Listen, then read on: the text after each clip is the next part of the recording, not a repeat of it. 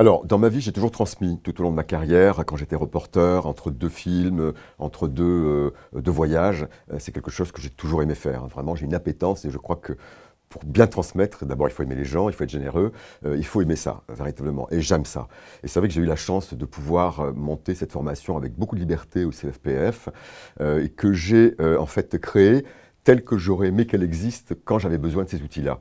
Parce que les auteurs, dans le documentaire, c'est le cas aussi un peu en fiction, mais on est quand même très seul, très seul, et on n'a jamais vraiment de retour. Donc l'idée, c'est que j'ai monté une formation avec un travail collectif dans un premier temps, hein, pour éviter cette solitude, où vraiment il y a beaucoup d'interactions entre les gens, et je stimule cette interaction, euh, et je fais venir, bien évidemment, des professionnels en activité, j'aurais tendance à dire même les meilleurs professionnels en activité en France, que ce soit des producteurs, des diffuseurs, des structureurs pour la narration, des réalisateurs qui peuvent travailler sur le dispositif narratif. Du coup, il y a toujours une interaction permanente entre les auteurs et les professionnels. De cette façon-là, cette formation est quelque part un accélérateur du processus de création. Dans un deuxième temps de cette formation-là, c'est les ateliers d'écriture, où je considère qu'à peu près au bout de 15 jours, 3 semaines de cours, de masterclass et de coaching, on a maturé et on sait plus ou moins son point de vue, et on sait comment je vais raconter l'histoire, comment je vais la structurer.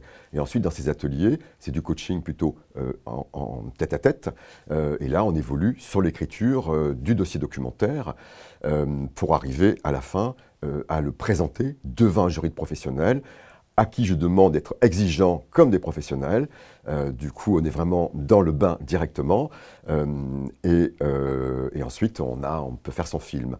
En toute humilité, je trouve qu'il y a quand même des bons résultats, puisque depuis que la formation a été créée, on a, je crois, une vingtaine de films qui ont été réalisés ou qui sont en cours de réalisation.